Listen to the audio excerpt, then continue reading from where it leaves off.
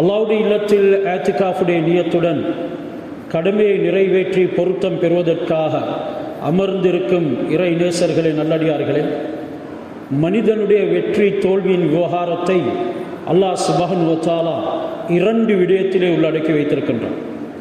ஒன்று ஏவல், அடுத்தது விலக்கல்.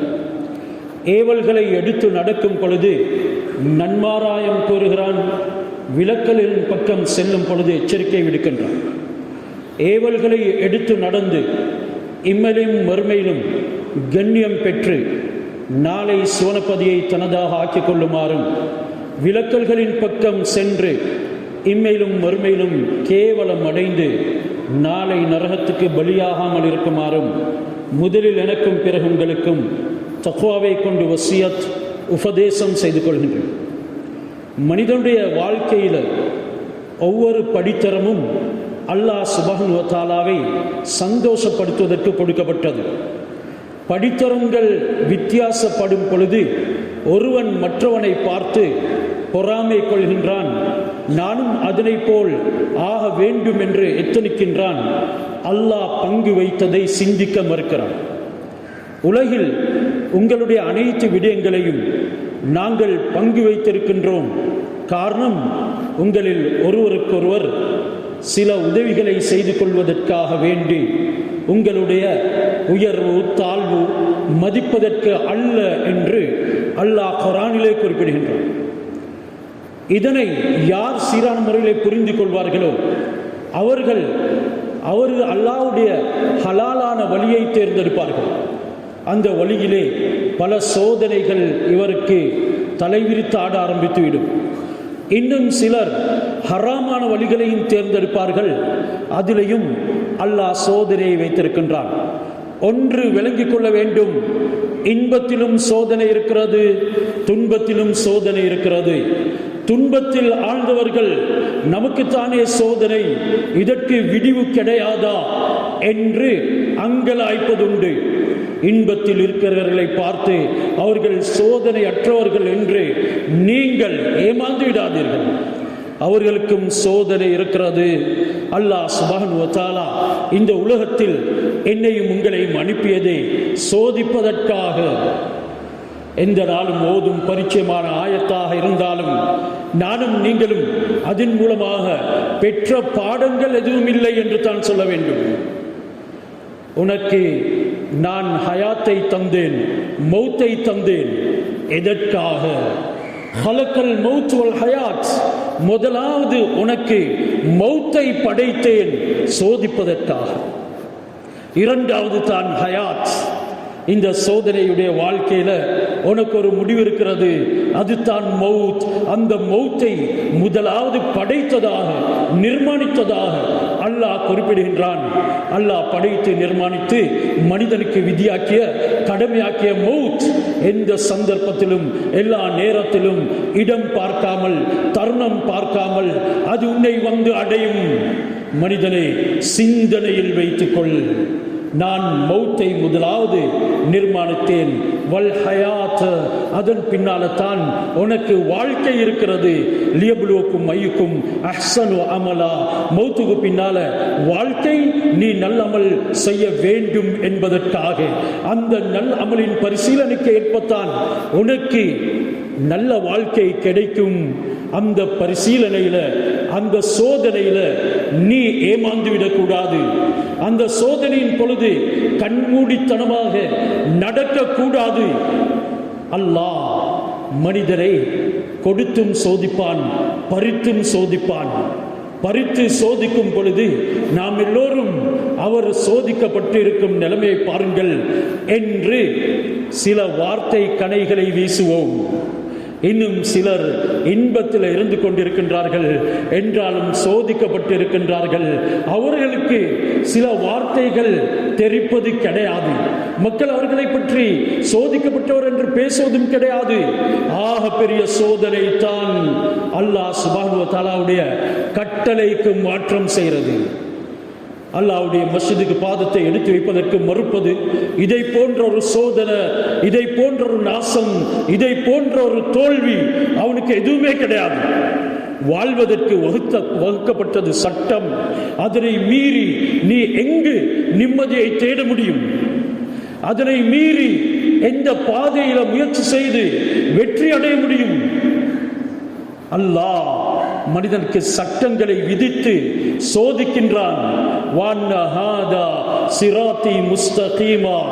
என்னுடைய நேரான பாதையில் நடந்து வா மனிதனே, வரும் பொழுது உனக்கு பலவிதமான இன்னல்கள், துன்பங்கள், சோதனைகள் வரும். அந்த நேரம் அதனை விட்டு வெளியேறுவதற்கு நீ மனோ இச்சையின் மார்க்கத்தை பின்பற்றக்கூடாது. மனோ இச்சை உன்னை வாழ விட மாட்டாது. மனோ இச்சை உன்னை வெற்றின் பாதையிலே எடுத்து செல்ல மாட்டாது. மனோ இச்சை உனக்கு இன்பத்தை கொண்டு வந்து தரமாட்டாது. இன்ன அஹ்வஃபமா அதஹவ்வஃபு அலா உம்மதி அல் ஹவா வ தூலுல் அமல். என்ற உம்மத்துக்கு சோதனையாக 2 பொருட்கள் கொடுக்கப்பட்டிருக்கின்றது. அந்த 2ஐ பயப்படுவதைப் போல நான் வேறு எதுவும் என்னுடைய சமுதாயத்துக்கு பயப்பட்டது கிடையாது. அதில் முதலாவது அல் ஹவா, மனம் எதுவெல்லாம் சொல்கிறதோ அதுவெல்லாம் செய்வதற்கு முனைவது. மனம் வீட்டுக்குள்ள கபில்து நிக்காஹா சொல்லி கரம் பிடித்தவள் இருக்கும் பொழுது அந்நிய பெண்ணை உற்று நோக்கு என்று சொல்லுது. இது ஒரு விதமான சோதனை தான். என்றாலும் அல்லாஹ் இதன் அடிப்படையில் எனக்கு மாபெரும் நன்மையை வகுத்து வைத்திருக்கிறான். பார்வையை தாழ்த்த சொல்கிறான். என்னுடைய ரப்புக்காக நான் பார்வையை தாழ்த்துகிறேன் என்கிறான். சோதனையிலிருந்து வெற்றி பெறுகிறான். நன்மையும் விதித்து சோதனை, பாவத்தையும் அல்லாஹ் படைத்து சோதனை, தீமையும் ஏற்படுத்தி சோதனை. இவைகள்ல நாம் வெற்றி பெறுவதற்கு நம்முடைய உள்ளத்தை பரிசுத்தப்படுத்திக் கொள்ள வேண்டும். இதனால தான் அருமை நாயகம் ஸல்லல்லாஹு அலைஹி வஸல்லம் நான் இவர்களுக்கு ஏற்படுத்தப்பட்ட சோதனைகள்ல ரொம்பவும் பயப்படுறது இவர்களுடைய மனோ இச்சைகளும் வத்தூலுல் அமல், நீண்ட நீண்ட மேலெண்ணங்களும்.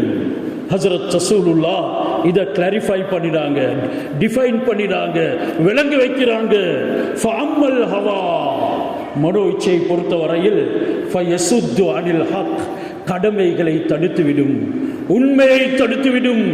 இன்றைக்கு உண்மைக்கு புறம்பாக மனோ இச்சை பின்பற்றியவன் எப்படியெல்லாம் நடித்து கொண்டிருக்கின்றான். உண்மைக்கு புறம்பாக மனோ இச்சையை பின்பற்றியவன் குடும்பத்துக்கே பயங்கரமான நரக கங்கங்களை சேர்க்கிறான். அவர்களை நரகத்தின் பாதையிலே எடுத்து செல்கின்றான். உணர்கிறான் இல்ல, இந்த மனோ இச்சை உண்மையை தடுக்கும், மார்க்கத்துக்கு புறம்பாக பேசும், மார்க்கத்தை வம்புக்கு இழுக்கும், அல்லாஹ்வுடைய குர்ஆனை அவனுடைய இச்சைக்கு ஏற்ப இசைந்து கொடுக்காத பட்சத்தில் அதனையும் பழிக்கும். ஹஜ்ரத் ரசூலுல்லாஹ் விளங்கப்படுத்துகிறார்கள். இது ஹக் என்ற உண்மை மட்டுமல்ல, கடமைகளையும் தடுக்கும். அல்லாஹ் விதித்த 5 பெரும் கடமைகள், அல்லாஹ் விதித்த மனிதர்கள் செய்ய வேண்டிய கடமைகள், குடும்பத்துக்கு செய்ய வேண்டிய கடமைகள் என்றெல்லாம் அது மாபெரும் பேரியர், மாபெரும் தடையை ஏற்படுத்தும். ஃபஅம்மா தூலுல் அமல், நீண்ட நீண்ட எண்ணங்கள், ஃபயுன்சில் ஆஹிரா, நாளம் மறுமையை மறக்கடிக்கும். இந்த மறதியில் வாழக்கூடியவன் மாபெரும் சோதனைக்கு உள்ளாக்கப்பட்டிருக்கின்றான். அவனுடைய மலர்வும் நிச்சயமாக ஒரு பயங்கரமான நாசத்தின் பக்கம் எடுத்து செல்லும். அவனுடைய ஆரோக்கியம் அவனை ஒரு தோல்வியின் பக்கம் எடுத்து செல்லும்.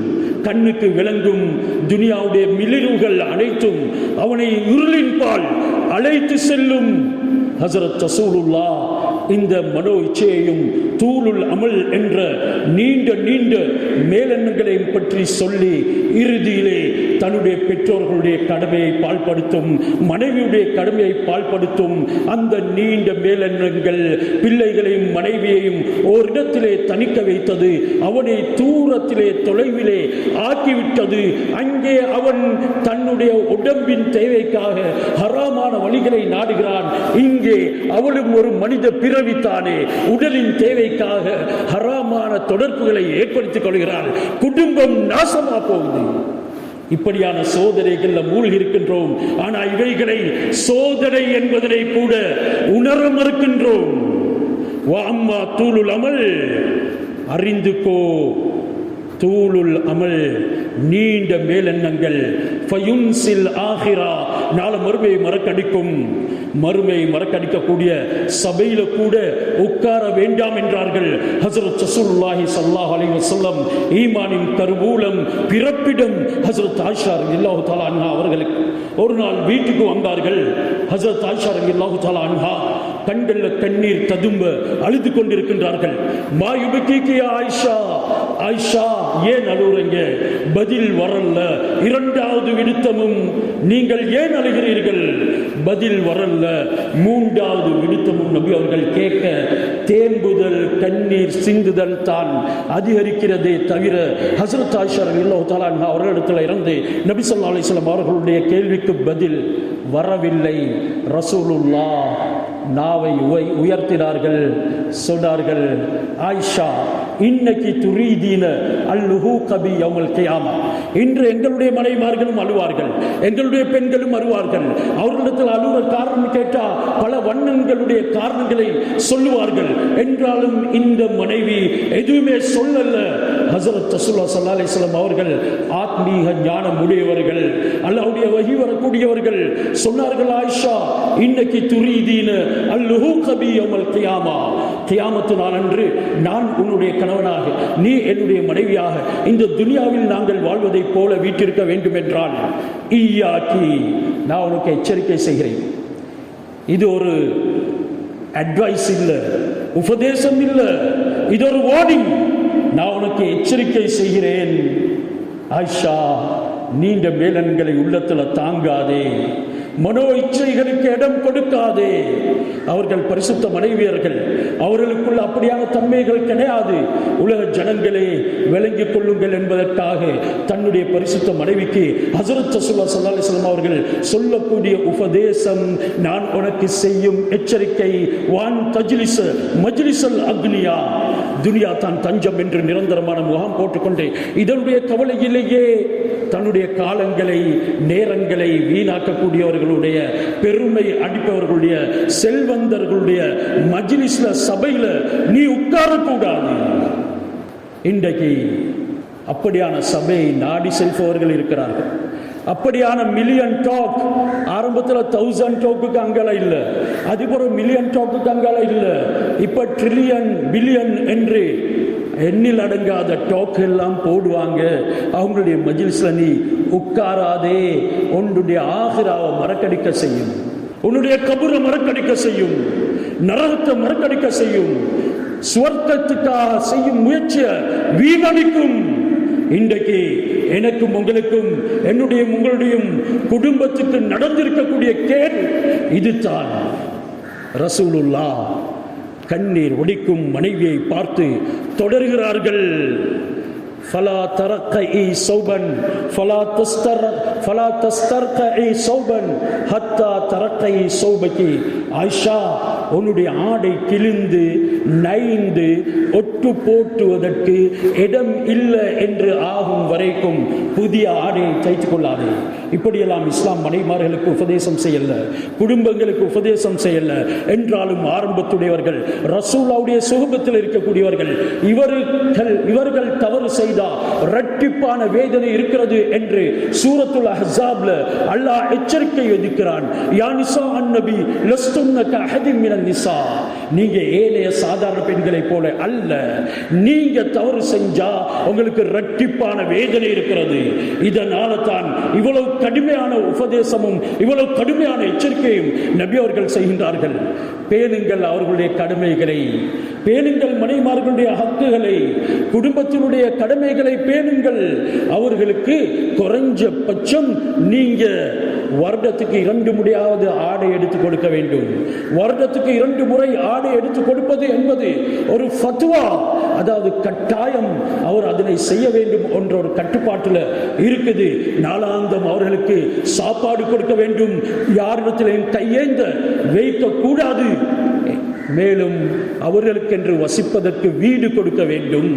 அப்படி அல்லாதவர்களுக்கு திருமணம் கூட சுன்னத்தல்ல. இப்படியெல்லாம் ஏராளமான கடமைகள் எங்களுக்கு மத்தியில் இருக்கும் பொழுது மேலெண்ணங்களும் நீண்ட நீண்ட ஆசைகள், இச்சைகள் எங்களுடைய கடமைகள் அனைத்தையும் மறக்கடிக்க செய்துவிட்டது.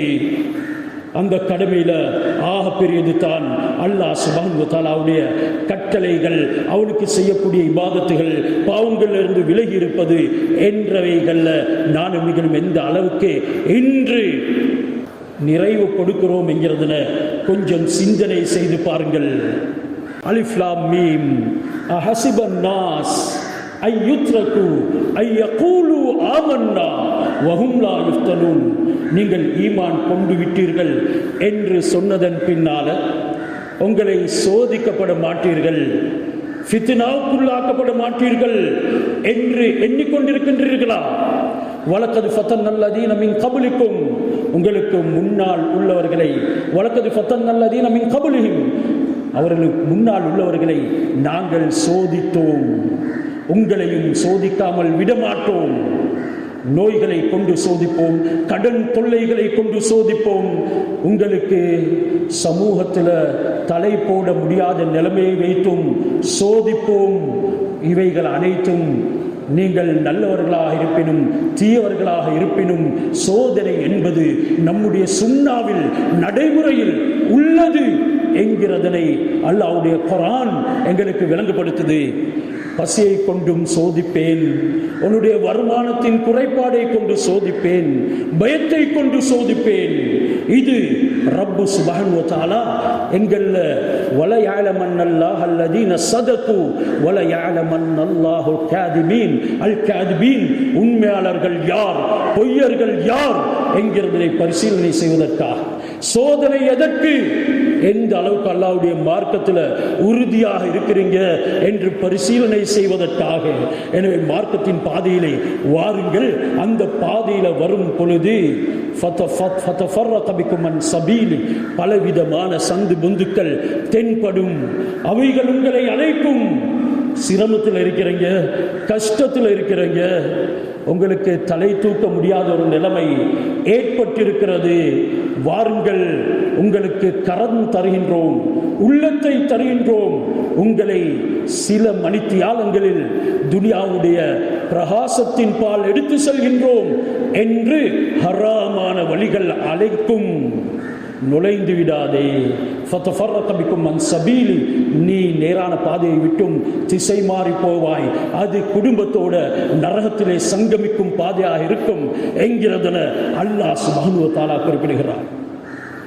நல்லதோர் வியாபாரம், கொஞ்சம் ஒரு வடை தட்டை வச்சுக்கொண்டு, ஒரு கஞ்சி தட்டை வச்சுக்கொண்டு சம்பாதிக்கக்கூடிய நேரத்தில் பாதைகள் திறந்து உங்களை நாம் ஒரு மிளிர்வான வழியிலே எடுத்து செல்கின்றோம்.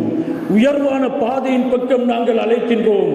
உங்களுக்கு தேவையான அனைத்தையும் தருகின்றோம், எங்களோடு இணைந்து கொள்ளுங்கள் என்று வட்டியின் வழிகள், ஹராமான வழிகள் திறந்து உங்களை அறைகூவல் விடும். நுழைந்து விடாதீங்க. திசை மாறி போவீங்க. இன்றைக்கு வழி தவறி போயிட்டு தலையில கைய வைக்கக்கூடியவர்கள் எங்கள்ல எத்தனை பேர்? அவர்களுக்கு முழு ஜனங்களும் சேர்ந்து உதவி செய்தாலும் கூட வெளியேற முடியாத ஒரு நிலைமை. இதற்கெல்லாம் காரணம் அல்லாஹ்வுடைய சோதனையின் பொழுது சீரான முறையில் எங்களுடைய புத்தியை பாவிக்காதது தான். ஹஸரத் முஹம்மது ஸல்லல்லாஹு அலைஹி வஸல்லம் அவர்கள் ஒரு பிரயாணத்தில் இருந்தார்கள். சஹீஹ் முஸ்லிமிலே ஹதீஸ் பதிவாக்கப்படுகின்றது. சஹாபாக்கள் அங்கங்கே கூடாரம் அமைத்துக் கொண்டிருந்தார்கள். இன்னும் சிலர் சமைப்பதற்காக விறகு தேடி போய்கொண்டிருந்தார்கள். மற்றும் சிலர் அம்பெறிந்து குறிப்பார்த்து அந்த விளையாட்டிலே ஈடுபட்டு கொண்டிருந்தார்கள். மற்றும் சிலர் தன்னுடைய குதிரைகளை, ஒட்டகங்களை கட்டும் விடயங்களிலே ஈடுபட்டார்கள். இந்த நேரம் ரசூலுல்லாஹ் உடைய அழைப்பாளர் அழைப்பு விடுக்கிறார். அஸ்ஸலாத ஜாமியா, அஸ்ஸலாத ஜாமியா. தொழுவதற்காக வேண்டி இல்லாமல் இருந்தாலும் கூட ஆரம்ப காலத்தில் அழைக்கும் பொழுது, மக்களை கூட்டும் பொழுது அந்த வார்த்தையை பாய்ப்பார்கள். அங்கே தத்தமது வேலைகளில் ஈடுபட்டிருந்த சஹாபாக்கள் அவசரமாக நபி அவர்களுடைய சபையிலே கூடினார்கள். ரசூலுல்லாஹ் அவர்களை பார்த்து சொன்னார்கள், எனக்கு முன்னால வந்த அனைத்து நபிமார்களும் இந்த சமுதாயத்தின் அவர்களுடைய உம்மத்தின் வெற்றி எதில் இருக்கின்றது என்கிறதனை தெளிவாக சொல்லிவிட்டார்கள். அவர்களுக்கு கேடு எதில் இருக்குது என்கிறதனையும் தெளிவாக சொல்லிவிட்டார்கள். இந்த உம்மத்தினுடைய வெற்றி அவர்களுடைய முன்னோர்கள்ல தான் இருக்குது. முன்னோர்களுடைய வாழ்க்கையை படிப்போம். சோதனையிலிருந்து தப்புவதற்கு அது எங்களுக்கு கெட்ட சோதனை போல உருவமைத்தாலும் சரி, நல்லதை போல உருவமைத்தாலும் சரி, நல்லதுக்குள்ளேயும் கெடுதிகள் உருவாகலாம், கெட்டதுக்குள்ள இருந்து நல்லதும் உருவாகலாம். இந்த நேரத்தில் என்னை சோதிப்பதற்கு என்பதனை சீரான முறையிலே நீ விளங்கி முன்னோர்களுடைய வாழ்க்கையின் பக்கம் அவர்கள் எந்த பாதங்களை எந்த வழியிலே எடுத்து வைத்தார்களோ அந்த அடிச்சுவடுகளிலே நீயும் வா என்கிறதைத்தான் அருமை நாயகம் ஸல்லல்லாஹு அலைஹி வஸல்லம் அவர்கள் இந்த சமுதாயத்தின் உடைய ஆஃபியத், ஆரோக்கியம், வெற்றி அனைத்துமே அவர்களுடைய முன்னோர்கள் இருக்குது. யார் அந்த முன்னோர்கள்? பொற்காலம் என்று மதிக்கப்பட்ட 3 காலத்துடையவர்கள். அதற்கு பின்னால வந்தவர்களுக்கு மத்தியில் பலவிதமான குழப்பங்கள் உருவானது. மார்க்கத்துடைய விடயங்கள் ரொம்ப இலகுவாக மதிக்கப்படக்கூடிய நிலைமைகள் ஏற்பட்டது. என்றாலும் நம்முடைய காலங்களை விடவும் மிகவும் சிறந்தவர்களாக அவர்கள் இருந்தார்கள். ரசூலுல்லாஹ் 3 காலங்களை சிலாகித்து சொன்னார்கள். ஏண்ட காலம் அதில் எந்த விதமான குறைபாடும் கிடையாது. அறிந்து கொள்ளுங்கள், இஸ்லாத்தினுடைய திருகை இதொரு ஃபிகரேட்டிவ்லி, உதாரணபூர்வமாக சொல்லி காட்டப்படுகிறது. அறிந்து கொள்ளுங்கள், இன்னருஹல் இஸ்லாமி தாயிரா, இஸ்லாத்தின் திருகை அது சுழன்று கொண்டிருக்கிறது. என்னுடைய வாழ்க்கையும் ரசூலுல்லாஹ் அல்லாஹ்வுடைய கட்டளையும் இன்று 100க்கு 100 அமல்ல இருக்குது. பொற்காலம் அது. அந்த காலத்தில் கிடைத்த இன்பம் இந்த காலத்தில் எல்லாரும் சேர்ந்து துனியாவை சேர்த்தாலும் கிடைக்க முடியாது. அந்த அளவுக்கு ஆத்மீக கலந்த இன்பத்தில் ரப்புடைய உதவிய ஒரு வார்த்தையில பெற்றுக்கொள்ளக்கூடிய சமுதாயம் வாழ்ந்தது. இன்று எல்லோரும் சேர்ந்து ஒரு மனிதனுக்கு ஏற்பட்டிருக்கக்கூடிய சோதனை, உதாரணத்துக்கு கடன் தொல்லையை நீக்குவதற்கு முயன்றாலும் கூட நீக்க முடியாது. அல்லாஹ் ஏற்படுத்திய நோயை அனைத்து வைத்தியர்கள் சேர்ந்தும் நீக்க முடியல. அல்லாஹ்வுடைய கட்டளை தான் இறுதியிலே அவனுக்குள்ள செல்லுபடியாகிறது. இந்த உலகத்தை விட்டு போகக்கூடிய நிலைமை உண்டாகிறது என்றால் நானும் நீங்களும் எதனை செய்ய முடியும்? இதனால தான் சொன்னார்கள் ரசூலுல்லாஹ், சாதிப்பதற்கென்றால் செய்வதற்கென்றால் வாருங்கள் என்னுடைய காலத்தில் அவர்களின் பக்கம், அவர்களுடைய நடைமுறைகளின் பக்கம், அவர்களுடைய சிந்தனையின் பக்கம் வாருங்கள். அலா இன்னருஹல் இஸ்லாமி தாயிரா ஃபதூரு மஅல் கிதாபி ஹைசுதார். இந்த குர்ஆனோட கிதாபோட நீங்க எங்கெல்லாம் செல்கின்றீர்களோ சென்று விடுங்கள். அந்த கிதாபுடைய வாழ்க்கை தான் என்னுடைய தோழர்களின் வாழ்க்கை. ஒவ்வொரு சூறாவும் ஒவ்வொரு ஆயத்தும் அந்த அருமை சஹாபாக்களை பற்றித்தான் எங்களுக்கு ஞாபகப்படுத்திக் கொண்டிருக்கிறது. அவர்களுடைய வாழ்க்கையின் பக்கம் வாருங்கள். அவர்களுடைய வாழ்க்கையில உங்களுடைய பிரச்சனைக்கு தீர்வு இல்லாமல் எதுவுமே கிடையாது. அனைத்து விடயங்களிலும் தீர்வு இருக்குது. வியாபாரத்தில் சோதனையா, அவர்களுடைய வாழ்க்கையை பாருங்கள், அந்த நடைமுறையை பாருங்கள். அவர்கள் எந்த முறையில் வியாபாரத்திலே கொடுக்கல் வாங்கல் செய்தார்கள். ரிஜாலுன் லா துல்ஹீஹிம் திஜாரத்துன் வலா பைஉன் அன் திக்ரில்லாஹ். எவ்வளவு தங்கம் நிரம்ப வந்தாலும், பொற்காசுகள் அவர்களிடத்திலே குவிந்தாலும், இன்றைய போன்ற காசுகளா இருந்தது அன்று, தங்க காசுகள் இருந்தது. தீனார் திரகங்கள் அவைகள் மிளிர்ந்து கொண்டிருந்தது. அவர்களால் கொடுத்தும் தீர்க்க முடியல என்ற அளவுக்கு இருந்தது. என்றாலும் அல்லாஹ் சுப்ஹானஹு வ தஆலாவுடைய கட்டளையை அவர்கள் மறந்துவிடல, அவருடைய சிந்தனை விட்டும் அப்புறப்படல. வலா திக்ருன் அன் பைஇன் வலா திஜாரத்துன் அன் திக்ரில்லாஹ். எந்த ஒரு வியாபாரமோ அல்லாஹ் சுப்ஹானஹு வ தஆலாவுடைய தொழுகைக்கு மறுநாடி கொடுக்கல்ல. எந்த கொடுக்கல் வாங்கலும் அல்லாஹ் சுப்ஹானஹு வ தஆலாவுடைய திலாவத்துக்கு சஃபுல வந்து நிற்பதற்கு மறுநாடி கொடுக்கல்ல. வாங்க, அந்த காலத்துக்கு அவர்கள் தான் குர்ஆனுடன் செயல்பட்டவர்கள், 100க்கு 100 அதற்கு நிரப்பம் கொடுத்தவர்கள். ஃபதூரு மால் கிதாபி ஹைசுதார், அலா அறிந்து கொள்ளுங்கள், வ இன்னல் குர்ஆன வ சுல்தான சயஃப்தரிகான், இந்த குர்ஆனும் அரசியல் சட்டங்களும் ஒன்றுக்கொண்டு வித்தியாசமான பாதைகளை எடுத்துக்கொள்ளும்.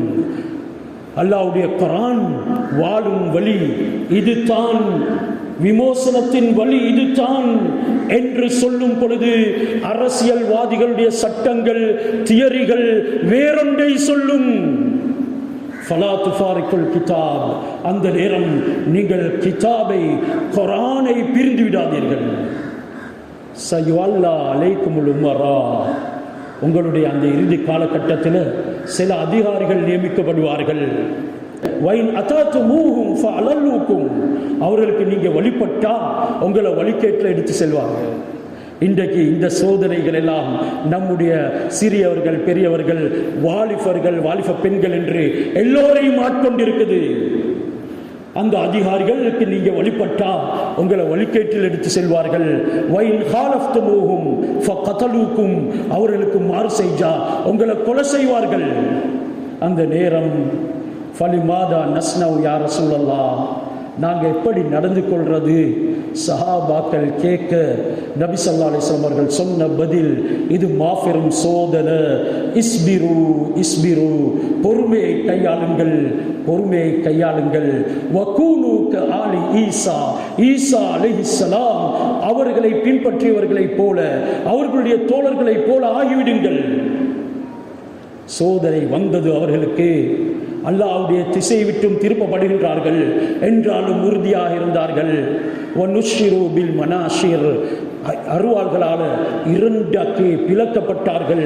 வயும்ஷத்து அஹதுஹும் மாதூன பி அம்ஷாத்தில் ஹதீதி மாதூன லஹ்மிஹிம் வ இதாமிஹிம், அவர்களுடைய ஒருவரை இரும்பு சீப்புகளால் வாரப்படும், அவர்களுடைய எலும்புக்குள் புதைந்திருக்கும் சில சதைகளும் கூட அதனால் பிச்சு எடுக்கப்படும். வனுஷிரு பில் மனாஷிர், மேலும் அவர்கள் நுஷ்கிரு பில் அக்ஷாப், சுல்லிபு, சிலுவையில் அறையப்பட்டார்கள். அவர்களுக்கு பல வேதனை கொடுக்கப்பட்டது. அதை போல நீங்களும் ஆகிவிடுங்க. இறுதியில் சொன்னார்கள், லமீத்தத்துன் ஃபீ தாஅத்தில்லாஹ் கைரும் மினல் ஹயாத்தி ஃபீ மாசியத்தில் ஹாலிக், அல்லாஹ்வுக்கு வழிபட்டு நீங்க மௌத்தாகிறது, அல்லாஹ்வுக்கு மாறு செய்யாம நீங்க மரணிக்கிறது, அவனுக்கு மாறு செஞ்சு உலகத்தில் வாழ்வதை விட சிறந்தது. ஆனால் இன்றைக்கு பாலஸ்தீன மக்கள் ஈமானுடைய ததும்பல் உள்ளவர்கள், அலை மோதுகின்றது அவருடைய உள்ளங்கள்ல. அல்லாஹ் சுப்ஹானஹு வ தஆலாவின் உடைய வார்த்தைகளின் உறுதிப்பாடு விடமாட்டோம் என்றார்கள். பறிக்கப்படுகின்றார்கள், பொசுக்கப்படுகின்றார்கள், சூறையாடப்படுகின்றார்கள், கேவலப்படுத்தப்படுகின்றார்கள். ஏன்? அந்த ஈமானின் உறுதி அவர்களிடத்தில் இருக்கிறது. இன்று நாம் எதை வைத்து இப்படியான சோதனைகளுக்கு முகம் கொடுக்க போகின்றோம்? சிந்தனை செய்து பாருங்கள். சோதனை அது குடும்பத்தினுடைய ரீதியிலும் வரும். சில பெண்கள் இருக்கின்றார்கள், அவர்களை எந்த வகையிலையும் திருப்திப்படுத்த முடியாது. இன்னும் சில ஆண்கள் இருக்கிறார்கள், அவர்களையும் எந்த வகையிலையும் திருப்திப்படுத்த முடியாது. ஆக பெரிய சோதனை தான் உங்களுடைய பிள்ளைகள் மார்க்கம் இல்லாதவர்களாக மாறிவிடுகிறது. ஆக பெரிய பரக்கத்து தான், அபிவிருத்தி, உங்களுடைய பிள்ளைகள் அல்லாஹ்வுக்கு வழிபடக்கூடியவர்களாக ஆகிவிடுவது. ஏண்ட பிள்ளை ஏண்ட ரப்புக்கு வழிபடுகிறானா, ஏண்ட பிள்ளை தொழிலுக்கு வந்து சப்புல நிக்கிறானா, ஏண்ட புள்ள அடிக்காரன் குடுக்காரனோட பின்னால போறானா, ஏண்ட புள்ள இரவுல நேரத்துடன் சில ஆயத்துக்களை ஓதிவிட்டு தூக்கத்துக்கு போறானா, இல்ல என்னுடைய மனைவியுடைய கண்கள்ல கண்ணீரை சித்தமாக்கிட்டு இரவுல நடுநிசிக்கு பின்னால தானா 4 காலால வாரான் என்கிறத கொஞ்சம் சிந்தனை செய்து பாருங்கள். எதையோ பரக்கத் என்று நினைத்தோம், வியாபாரத்தில் முன்னேறினோம், கொடி கட்டி பறந்தோம், மாடா மாளிகைகளை கட்டினோம், யான வாகனங்கள்ல சொகுசாக பிரயாணித்தோம். ஆனா எங்க மகன் எங்க ரப்புக்கு வழிபடக்கூடியவனா இல்ல, எங்க புள்ள எங்க பேச்ச கேட்கிறான் இல்ல. இது வாழ்க்கையின் பரக்கத் அல்ல, இது தான் மாபெரும் சோதனை. நாங்க ஒவ்வொருத்தரும் சிந்திப்போம். சொன்னார்கள் ஹஜரத் ரசூலுல்லாஹ், ஏண்ட உம்மத்தினுடைய வெற்றி, ஆஃபியத், ஆரோக்கியம் ஃபி அவ்வலிஹா அவர்களுடைய முன்னோர்களை தான் இருக்குது. முன்னோர்கள் எப்படி வியாபாரம் செய்தார்களோ அதை போல செய்யுங்கள், அவர்கள் எப்படி குடும்ப வாழ்க்கை நடத்தினார்களோ அதை போல குடும்ப வாழ்க்கையின் ஸ்ட்ரக்சரை அமையுங்கள், அவர்கள் எப்படி சமூக பிரச்சனைகளுக்கு முகம் கொடுத்தார்களோ அதனை உங்களுடைய வாழ்க்கையின் தீர்வுக்கு ஆக்கிக் கொள்ளுங்கள். வமல்லம் யஹ்கும் பிமா அன்ஸலல்லாஹ் ஃபஉலாயிக ஹுமுல் லாலிமூன் காஃபிரூன் ஃபாசிகூன் என்றெல்லாம் அல்லாஹ் சுப்ஹானஹு வ தஆலா கெட்ட வார்த்தையினால் அழைக்கிறான். என்னுடைய குர்ஆன் உன்னுடைய பிரச்சனைக்கு தீர்வாக இல்லை என்றால் நீ தான் காஃபிர், நீ அநியாயக்காரன், நீ பாவி என்று அல்லாஹ் 3 ஆயத்துகள்ல பாவித்திருக்கின்றான். என்றால் நானும் நீங்களும் இன்று மாபெரும் சோதனையில சிக்கி இருக்கின்றோம். அல்லாஹ்வுக்கு மாற்றம் செய்யக்கூடிய ஒவ்வொன்றும் நரகத்தினுடைய விளிம்பில் கொண்டு போய் சேர்க்கும். நாள மறுமையில ஓடி வா என்று அல்லாஹ் சுப்ஹானஹு வ தஆலா என்னையும் உங்களையும் அழைப்பான். இன்றும் அந்த அறைகூவல் இருக்கிறது. ஃபஃபிர்ரு இலல்லாஹ், விரைந்து வாருங்கள் அல்லாஹ்வின் பக்கம், ஓடி வாருங்கள் அல்லாஹ்வின் பக்கம் என்றாலும் மறுத்தோம். நாங்கள் ஓடினோம் நரகத்தின் பக்கம். நாள மறுமையிலும் யௌம துபுல ஸராயிர், சோதனைகள் அனைத்தும் வெளியிலே கொண்டு வந்து சோதிக்கப்படக்கூடிய நேரத்திலே ஓடு என்று அல்லாஹ் சொல்வான். ஓடுவான், நரகத்தின் விளிம்பில் போய்ட்டு தான் நிற்பான். மஹ்ஷர் மைதானம், அது எங்கு போனாலும் மைதானம் தான் என்றாலும் ஓடி ஓடி ஒரு தீர்ச்சையில நிற்பான். அந்த இடம் நரகமாக இருக்கும், யாராலையும் பாதுகாக்க முடியாது. சொன்னார்கள் தொடர் ஹதீஸிலே ஹஜ்ரத் ரசூலுல்லாஹ், நீங்க ஆஃபியத்தை பெற்றுக்கோங்க, முன்னோர்களை பின்பற்றுங்க. வயுசீபு ஆஹிருஹா பலாஉன் வ உமூருன் துன்கிரூனஹா, இந்த உம்மத்தினுடைய இறுதி பகுதியினருக்கு பலவிதமான சோதனைகளும் அவர்களால் தாங்க முடியாத வெறுக்கத்தக்க விடயங்களும் வந்து குவியும். தஜீஉல் ஃபிதன், எனக்கு தந்த நேரம் முடியுது, அதனால் ஹதீஸுடைய கருத்தை சொல்லி முடிச்சுக் கொள்கிறேன். தஜீஉல் ஃபிதன், ஃபித்னாக்கள் சோதனைகள் வரும். யுரக்கிகு பஅலுஹா பஅலா, சிலது சிலதை விடவும் கடினமானதாக இருக்கும். ஆரம்பத்தில் சுனாமி வந்தது, சுனாமியை தோக்கடித்து கடினமான ஒன்று வந்தது கோவிட்-19. அதனை தோக்கடித்து அதை விடவும் பயங்கரமானது வரத்தான் செய்யும். பலவிதமான சோதனைகள், வெள்ள அனர்த்தங்கள், இவைகள் எல்லாம் இயற்கையால் உண்டாகுவது அல்ல, இது அல்லாஹ்வுடைய கட்டளையின் மூலமாகத்தான் உண்டாகுது. எத்தனையோ பேர்களுக்கு இருப்பிடம் இல்லாமல் போனார்கள், உண்ண உணவு இல்லாமல் போனார்கள். சுனாமி பெரிய பாடத்தை படித்து தந்தது. சில வினாடிகளில் எங்களுடைய அனைத்தையும் அள்ளிக்கொண்டு போனது. இன்று கோடீஸ்வரன், நாளைக்கு வரிசையில் வெறுமனை பிளேட்டை வைத்து கொண்டு அவன் யாசம் கேட்கும் அளவுக்கு சாப்பிடுவதற்கு ஒரு பொடி இல்லாத நிலைமைக்கு மாறினான். இப்படியான பயங்கரமான சோதனை வரும். இந்த கோவிடை விடவும் கடினமான ஒன்று வரும், அதன் பின்னால் இன்னொன்று வரும், அது அதை விடவும் கடினமாக இருக்கும் என்றெல்லாம் கூறப்பட்டிருக்கின்றது. அந்த நேரத்தில் வயக்கூலுல் முஃமின், மூமினானவன் சொல்வான், ஹாதிஹி முஹ்லிகதி, ஹாதிஹி முஹ்லிகதி, இது என்னை அழித்துவிடும் அழித்துவிடும். ஏன்? மூமினுக்கு ஒரு அச்சம் இருக்கும், அது ஈமானுடைய அச்சம். இதனால் நான் அழி